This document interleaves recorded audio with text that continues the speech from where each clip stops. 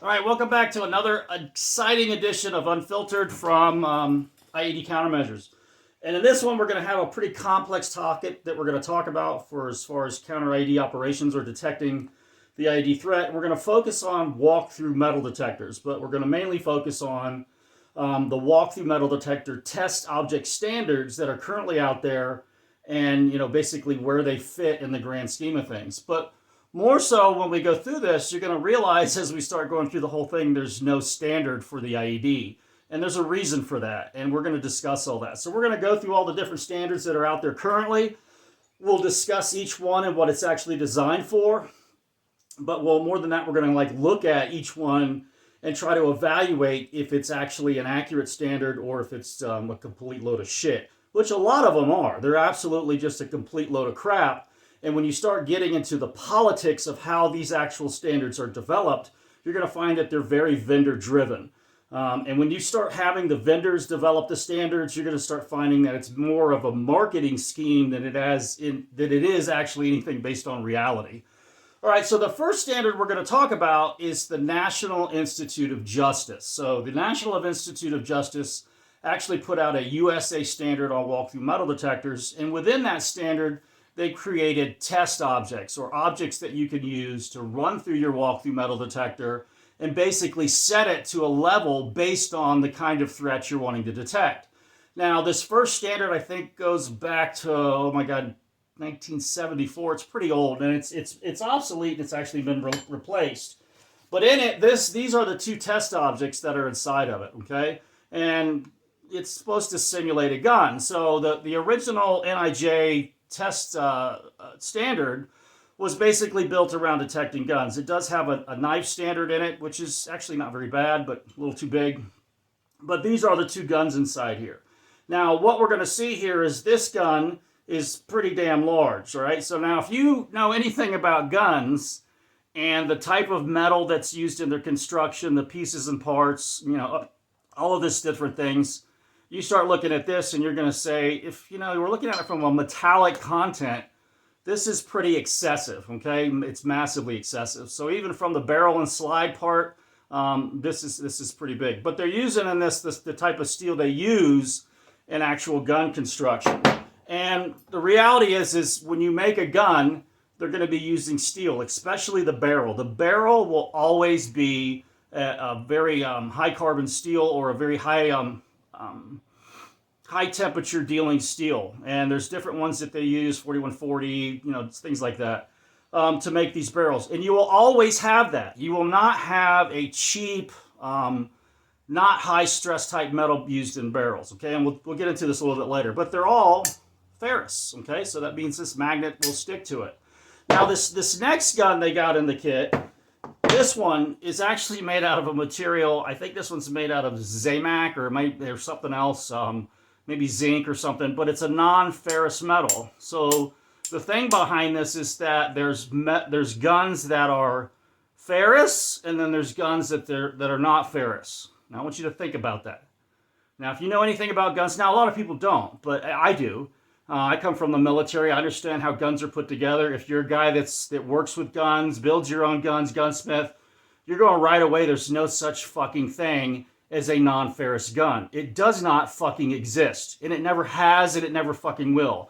Now, I'm not talking about something somebody made on a 3D printer. I'm talking about manufactured firearms. There is no such thing as a non-ferrous gun. It does not exist. It won't exist, okay? There's no way any manufacturer is going to manufacture a gun that does not have a carbon steel in it that's ferrous. Period. It's not going to happen. And I'm going to show you some examples of this. But what you got to start asking yourself is this standard, even though it's very old, why in the fuck is this in here, okay? It doesn't make any sense. This one does make some sense, but when you start looking at the size of, your concealed carry and your other smaller firearms, based on metallic content, this is freaking honking, okay? This is huge in comparison to what's out there today. But again, this is an old standard. Now, what's going to freak your ass out is this is what they're using in the United States at most of your arenas or your sporting events. And this was put out by the dumbasses at the Department of Homeland Security. Now, I personally have spent years working with walkthrough metal detectors, testing and evaluating them. And one thing I can tell you is that most people who are operating a walkthrough metal detector honestly have no fucking clue what program setting or sensitivity setting will or will not detect. They don't have an idea. And you won't find it in the manual. But it's all based on throughput. So with this test piece, I'm able to get a shit ton of people through there and keep the alarm rate low. Why would they do that? All right. And it's because they're fucking stupid. They don't understand what risk they're actually accepting when you actually set your walkthrough metal detector to this level. All right. And this is an old ass standard. I don't know why they're using it based on the type of guns that are out there today. I don't, and I'm pretty sure they've done no testing or a fucking evaluation. The guys there at DHS are pretty fucking stupid typically. And I'm not talking about TSA. TSA has, and they don't use this. TSA don't use this shit, right? Trust me. All right, so the next standard that's going to come up is the new NIJ standard, which is current, and that's this kit right here. And this kit's actually made by Larry Capello. Larry Capello is the guy that typically, when these standards come out, historically, is the guy that actually made the first type of them and manufactured most of them. But this kit's been around for a long time. And in this kit, they have small, medium, and large test objects, all right? And we're going to go through each one and explain to you what they are. So the large test objects are here, and these are all guns, all right? So this one's a 440 steel, and again, it's got a semi-shape to a gun. So when you compare this one, the new standard, to the fucking old standard, holy shit, okay? There's a huge difference going on here. So for me, based on understanding what people are buying 380 semi-automatics, very low metallic content. Lower receivers are almost all polymers or plastics. Most of the metals in the slide and in the barrel or in the parts and pieces inside of it. This is probably going to be more realistic. And again, this one is an actual ferrous metal. Okay, so it's ferrous. So this is a good test object. This is actually a pretty good test object for guns. And to me, if you're going to set your walkthrough metal detector to detect a gun, you want to use this. I would not be using this unless the only thing you give a fuck about is how many people you get through your walkthrough metal detector. All right? So they have two other guns in here. They have this one. It's a little bit bigger, but it's made out of a material called Zamac. Now, Zamac is a non-ferrous metal. Now, we've already covered this, and we're going to cover it even more. There is no such fucking thing as a non-ferrous gun. So I don't know what the fuck this is supposed to show.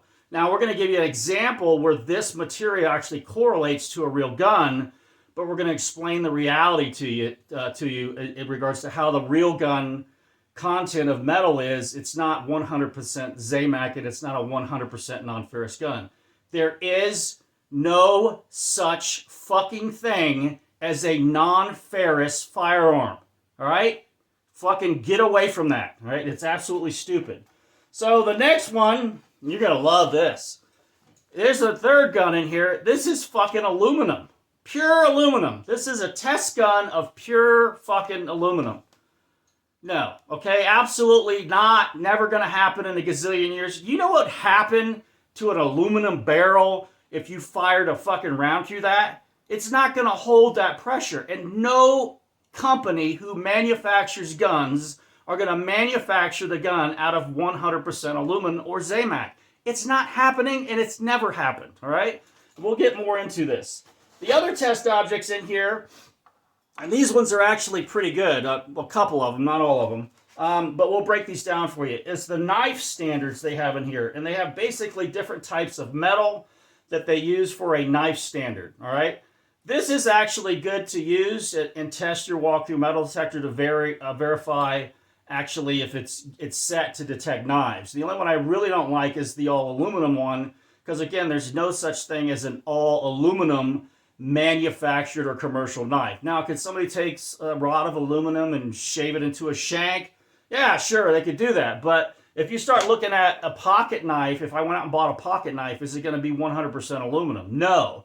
So this one is a perfect example. This outer case, the outer case is made from aluminum, but everything else, the clip, the blade, everything else in this is made out of a carbon steel, which is ferrous, all right? So again, you got to start questioning, why the hell is this in there? All right. And the reason is because the vendors drove this standard, not reality. All right. And I'm sure they're going to be pissed off at me making this video, and I don't give a shit. All right. So the next items they have in there are some false alarm causing items. And this one right here is supposed to represent a belt buckle. So it's supposed to have the similar magnetic qualities of a belt buckle. This one right here is supposed to represent a pair of eyeglasses. All right. And then this one right here is supposed to represent an actual watch. So we make our own kit because, you know, even though this is okay, the metallic content in these items is actually pretty high when you start comparing, you know, something like an off-the-shelf wind-up watch or just a digital watch in regards to this. So this is going to have a much smaller metallic signature in a walk-through metal detector in comparison to this. This is huge. It's like an all-metal band kind of watch scenario here, where if I tested these two, this one would be harder to detect than this one, all right? And then when you start looking at the belt buckle, depending on the type of belt buckle, you know, it's semi-close. This is a little high, but you can go purchase regular belt buckles like this on Amazon and get a much better, realistic level of evaluation based on something like this. This would be like a worst-case scenario. And then on the eyeglasses, you know, this is way too excessive in comparison to what's out there. I mean, maybe in the 1950s they were like this, but nowadays you're going to get something like this, which is much more realistic as far as the metallic content. And again, there's a high potential here that this is completely non-ferrous, but this is ferrous if you take a look at my magnet in regards to this. So these items are designed to allow you to set your walk-through metal detector to where these things won't alarm, but the threats will. This is called discrimination, and it is an absolute complete load of shit, all right? You cannot discriminate. The word is a sales pitch to make you think that, oh, I'm discriminating against that, I won't alarm to that, but I'll alarm to all these threats. No, you are lowering the sensitivity of your walk-through metal detector to not alarm to that. And then you have no fucking idea of what you're not alarming to as far as threats. Now, to get this to work, the only fucking way they can do it is with a stupid-ass test object like this gigantic thing here. Then they can say, oh, I'll alarm to this, but I won't alarm to that. And it's all a sales pitch, okay? You need to sit down and make a list of all the shit you don't want coming in your facility. List it out. Pocket knives, pipe bombs, hand grenades, handguns. You list all that shit out, all right? Go out and purchase some of these things, which are off-the-shelf items, and then go and test them on your walk-through metal detector. Don't let the vendor come in and set your shit based on, well, I don't want keys to alarm. I don't want watches to alarm. You need to make sure it detects the fucking threat first, and then you can try to discriminate. It's not the other way around. And if you're sitting there doing discrimination, you've simply lowered the sensitivity, and a lot of times they'll do it in a specific zone, like in the waist or at the feet. They'll lower the sensitivity of that, and you just created a gap in your walk-through metal detector. Guys, this is reality. I have done more testing on walk-through metal detector with real test objects than anybody I fucking know. And if you don't know this shit, you're assuming risk that you have no idea of what risk you're assuming, okay? So you need to know what kind of risk you're assuming. There is no such thing as discrimination. That is a bad word, okay? It is a vulnerability when you start talking about, oh, I'm discriminating against that. No, you've created a fucking hole in your walk-through metal detector that shit can get through. That's exactly what you've done, all right? So with the last test subjects in here are what they call the small, and it's going to be a little screwdriver bit and a cuff key. Now, this was actually developed based on the input of the Bureau of Prisons to create this small test object for the NIJ. So when you look at all the people that were involved in its development, the Bureau of Prisons was pretty much the only person from a government agency that came in and said, we want these test objects, because they use walk-through metal detectors in prison and they run at a very high sensitivity, so they have to detect things like this. So this standard, which we call the NIJ standard, small, medium, and large. Large is guns, medium is knives, And the small is going to be a prisons type scenario. Items they're looking for in a prison. So this is the current NIJ kit that's out there that's being used. And when you start looking at these test objects in correlation to real threats, it's not bad. There's a few test pieces in here that are absolute bullshit. I wouldn't use the other two guns pieces. I'd use the 4140 steel one. That's the only one I would use. The knives are okay, except for the aluminum one. And the false alarm causing items, I probably wouldn't use those, and because they're not basically the same. They're a higher metallic content than what we actually have today. So again, people are trying to get their machine to not alarm.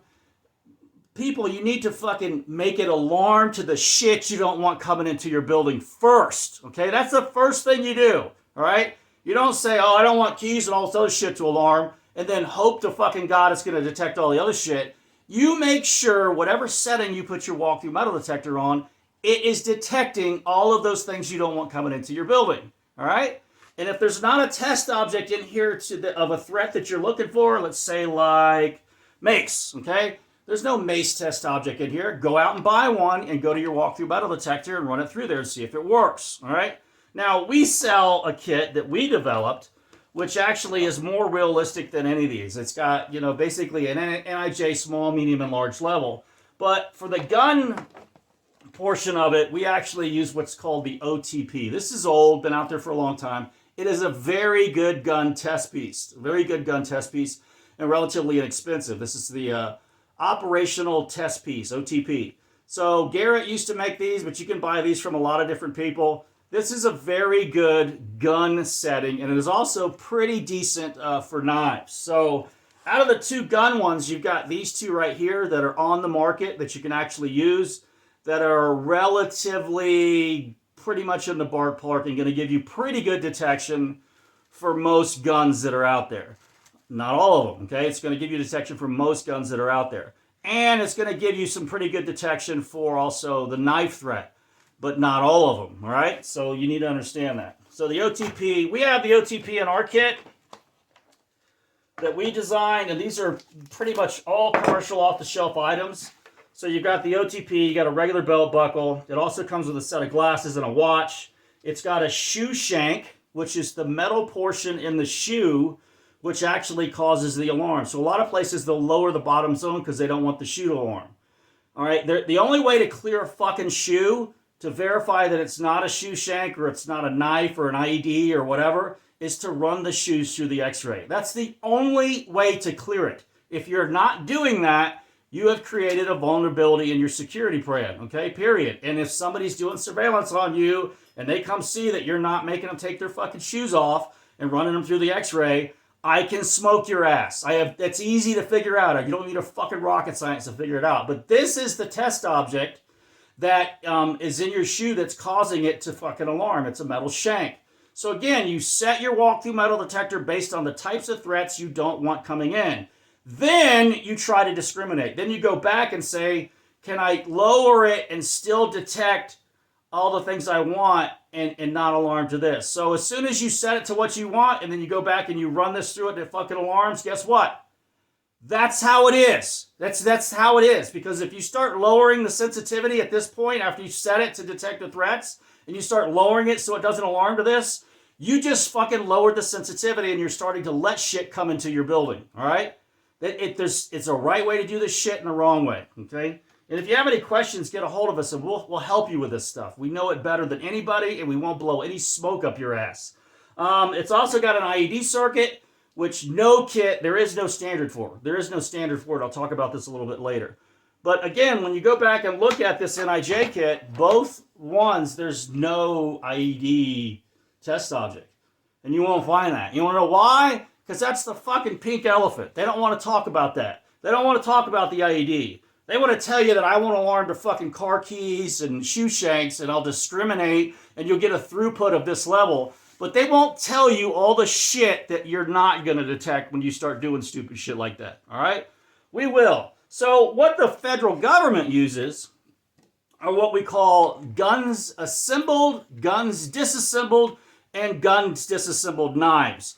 And there's actually a newer guns disassembled knives because some asshole sent some shit to FPS that screwed up the guns disassembled knife setting for a certain vendor, and they can kiss my ass. So this is guns. This is a certain vendor's test object. So inside of here, this is the guns assembled, and this has a Derringer inside of it. So what this is supposed to represent inside of here is this gun. This is a Davis 32 Derringer. All right, and they're trying to say, now this one is, they're saying that it's ferrous. No, non-ferrous, I'm sorry. They're saying that this gun is non-ferrous. So this is the Davis 32. You can actually buy all the parts for this and test it yourself. You can buy the barrel. It's sleeved with a ferrous metal. They all are. All those little parts and pieces that you see in there are ferrous metal. So the Davis 32 that all you dumbasses and the U.S. government are thinking is a non-ferrous gun, which is not they don't manufacture these no more. It's made out of a material called Zamac. This company went out of business. You can't even fucking buy this. So one of the ones they sell now, every one of them, even this one, is a ferrous gun. It has ferrous metal in it. Period. Okay? So this test object for guns assembled using a Derringer pistol as the reference is wrong. Period. End of subject. It's fucking wrong. Now the next one for their guns assembled is a North American Arms 22. Okay? And this is actually a real North American Arms 22, but it's been inerted by North American Arms. They actually weld it so it can't be used. Okay? And we actually use real North American Arms for our test objects. We don't use these. So these are not the real guns. These are actually a mold that they pour whatever kind of metal into and mold it. So this one they're saying is a ferrous gun. Well, this one is actually accurate. But if I were to test this gun and this one side by side, this is a little bit harder to detect than the actual real gun in every test I've done with it, okay? So this guy can say it's not. Fuck you. I've got the real thing. I can go side by side on any walkthrough metal detector out there and see that this one is a little easier to detect than this, all right? So this is not a bad standard. This one's a pretty damn good standard, all right? This one, the Davis, is bullshit. It's absolute bullshit, okay? No such thing as a non-ferrous gun. So you get into their guns disassembled, it's the same guns, but this time, on the North American Arms 22, they've removed the center cylinder. So they're trying to decrease the amount of metallic mass to make it harder to detect. So this is called a guns disassembled setting. And when you get into the Derringer pistol, they're only using this back portion. Now this back portion completely by itself, if you pulled all the fucking hammer, the springs, the trigger, all that shit out of there, it would be made 100% out of Zamac, which is non-ferrous, okay? It would be realistic. But the reality is, now think about this. Who the fuck is going to take their gun apart to this level and just have this part go through the walkthrough metal detector and none of this ferrous shit go through the walkthrough? It doesn't make any goddamn sense. It's a marketing scheme, period. So the reality is, if all the parts are still inside this, there's ferrous metal inside there, period, okay? So this one is even bullshit, okay? So both the Derringer test pieces for the guns assembled and guns disassembled, the only ones that are accurate is the North American Arms 22. The other one is bullshit, period, okay? But the North American Arms 22 is an actually pretty good test object. So the next one they have down from that is called guns disassembled knives, and there's different levels of that. And the reason there's different levels is because when you look at the construction of knives, and I've done this, I buy all these knives and I take them apart and figure out what kind of metal they're using in each part of it, and then figure out what the dissimilar metals are. All of them have a steel blade, period. All of them are going to have a blade in it that's going to be a ferrous type metal. Now they do have carbon fiber knives, and they also got different knives that are non-ferrous. But when you're looking at standard metallic pocket knives, there's no such thing as a non-ferrous pocket knife when it's using metal. They're all going to have a combination of different types of metal in it. So when you look at the test objects in here, there's a couple that are pretty good. The aluminum one's crap. I wouldn't even use it. Or you could just go out and buy different ones. Now, when you look at the one of the standards in the U.S. is blade length. Okay, so this blade exceeds the length which is authorized in a federal government building. This blade length also exceeds it. Okay, one excessively, the other one not. But there's a huge difference between these two knives. Okay, so let's try this one right here actually. So these are about the same length blade, okay? But there's a huge difference between these two knives. This one is heavy metal construction, all right? This one has got a plastic handle and has very, very little metal construction. So if you're setting your walk-through metal detector to this, it's potentially going to miss something like this, okay? So with knives, it gets a little iffy on what you're going to be able to detect. So if you're looking at it from the perspective of what's legal, what type of knife am I allowed to bring into the facility? The reality is the only way you're going to be able to tell if the knife's legal or not is if you detect it in the first place and then measure the length of the blade. So your walk-through metal detector needs to be able to be set to something like this knife, okay? This is about a 2-inch blade, which is below the level that they'll allow into the facility. Again, but the only way you're going to know that this guy has it on him is if your walk-through metal detector actually alarms to it.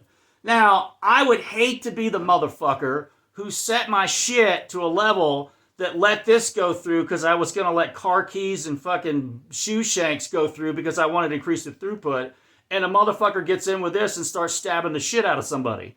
Now, again, that length of the blade is designed around the penetration capability, how far you got to go in to start penetrating internal organs. But you can fuck somebody's ass up with this and then be the poor bastard who runs security at that facility that's trying to explain to everybody why Susie got fucking sliced the fuck up by her boyfriend because you didn't fucking detect this. You're fucked, okay?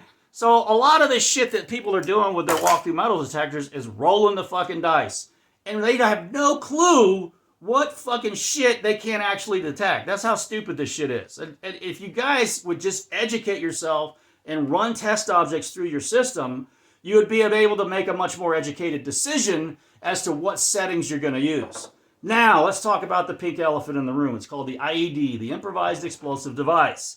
So if you start looking at all these standards that are out there and you set your system to a program that, say, is guns disassembled, okay? You use guns disassembled, or you use guns disassembled knives. How well is that going to do against the IED threat? Well, you're not going to find shit on that. The vendors won't tell you. There's nothing out there. DHS ain't going to fucking tell you what it does. It's the pink elephant in the room. But I will tell you. So when you start looking at like a metal pipe bomb or something like a hand grenade, these items will alarm on guns assembled, guns disassembled, and guns disassembled knives. Once you start going down to guns disassembled, you're going to get a little bit better detection of the IED threat. Now, something like this, a PVC pipe bomb, in comparison to this, there's nothing here that's metal that you're going to be able to detect. So what you would be looking for are the IED circuit components. Now, IEDs are broken up into two different categories: electrically initiated systems, non-electrically initiated systems. So when you start looking at non-electrically initiated systems, the amount of metallic content in a non-electrically initiated system can go all the way down to 0, or it can actually have a decent amount of metal in it that might be detectable on a guns disassembled knives high sensitivity setting. But again, that's going to be much more difficult to detect because it's a low metallic content. Now, if they add frag to the device and it's metallic frag, guns assembled, guns disassembled will pick these up. Now, when you get into the actual IEDs or an IED circuit, and the electrically initiated one, the best test object you can use, and one I recommend, are batteries. All right. So there's a lot of different batteries out there. Any one of these can be used in an IED. This is a D cell, C cell, 9-volt, AA, and AAA. So this is what I would test on your system to see if it can detect a power source in the IED circuit. I've done all this shit, guys. I've done this testing. And I know from IED circuit construction that when you look at it from a simplistic term, what is going to be the largest metallic piece in an IED circuit? It's going to be the power source, typically, if you just look at it from a circuit: battery, wire, switch, detonator, explosives. For those of you that think that the detonator, because it's made of metal, is going to alarm in a walk-through metal detector, no, they don't. You can max fucking walk-through metal detectors out and they will not detect detonators. What they'll detect is the power source, all right? So if you want to see what your program setting, that whatever you're set on right now, and how good it can actually work against something like a IED or an improvised explosive device, you need to test power sources, all right? Now, what we use in our kit was we use a suicide circuit, and it actually uses 2 AAA batteries and a battery holder, and actually the Minutagi switch with the detonator. So you can test a complete IED circuit on your system, and this is kind of a worst case scenario setting for a walk-through metal detector. And your walkthroughs can detect this. You just can't be operating on some stupid ass shit like this, okay? If you're operating on this, a whole bunch of shit is getting past you, okay? So the key is understand what your walk-through metal detector setting is capable of detecting. There's a lot of off-the-shelf shit you can buy that you can run through your system and verify that it's actually detecting correctly. There are standards out there, but these standards are developed by the vendors. It's like a group of guys that are all trying to generate money or generate marketing to their system, and a lot of these standards are absolute complete bullshit, and I am calling you on it. There is no such thing as a fucking non-ferrous gun, guys. Enough, seriously. And if you guys want to debate me on that, I will bring gun fucking weapon experts in and smoke check your ass from the ground to the floor, okay? No problem, or the floor to the ceiling. However that goes. So, this ends another exciting adventure with the unfiltered video, talking about all the different standards that are out there for walk-through metal detectors. They do have them for guns, they do have them for knives. There's nothing for IEDs, use batteries, and I hope you learned something. If you have any questions, email me. We do testing and evaluations of technologies for vendors. We do this a lot. So we can come in and actually evaluate not only your checkpoint, but also your technology and tell you what program setting is going to be the best on what type of threats you don't want coming into your facility. If you're federal government, you got a fucking prohibited items list. Whatever's on that goddamn prohibited items list, your fucking walk-through metal detector better be set to detect. Period. Okay?